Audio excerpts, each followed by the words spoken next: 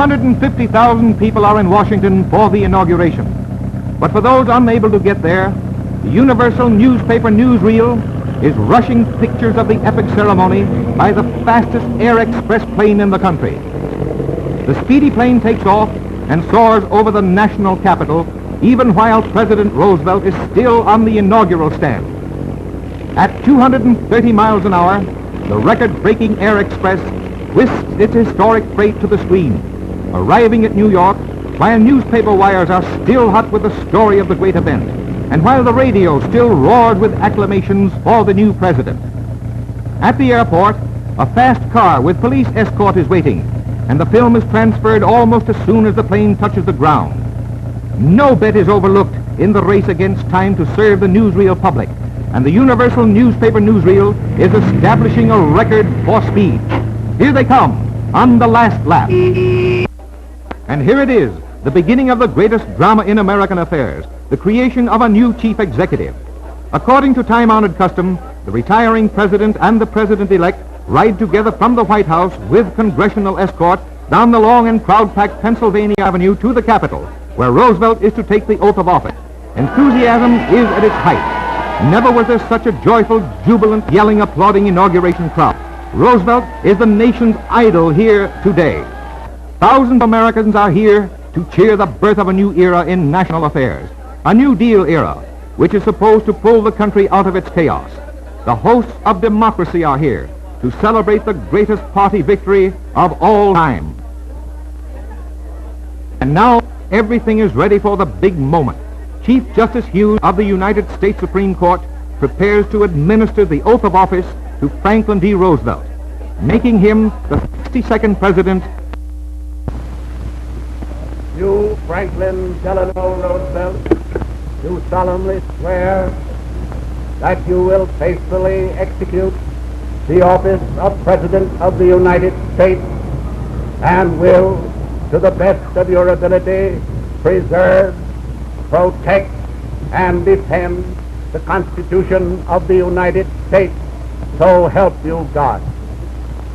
I, Franklin Delano Roosevelt, do solemnly swear that I will faithfully execute the office of President of the United States and will, to the best of my ability, preserve, protect, and defend the Constitution of the United States. So help me God.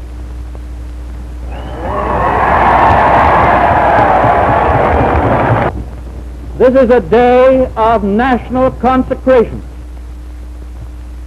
and I am certain that on this day my fellow Americans expect that on my induction into the presidency I will address them with a candor and a decision which the present situation of our people impels.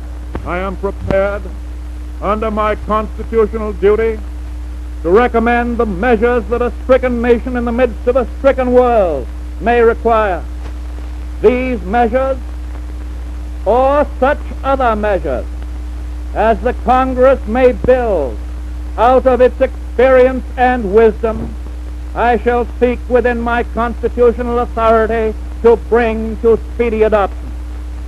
But in the event that the Congress shall fail to take one of these two courses, in the event that the national emergency is still critical, I shall not evade the clear course of duty that will then confront me. I shall ask the Congress for the one remaining instrument to meet the crisis: broad executive power to wage a war against the emergency as great as the power that would be given to me if we were in fact invaded by a foreign foe. This nation is asking for action, and action now.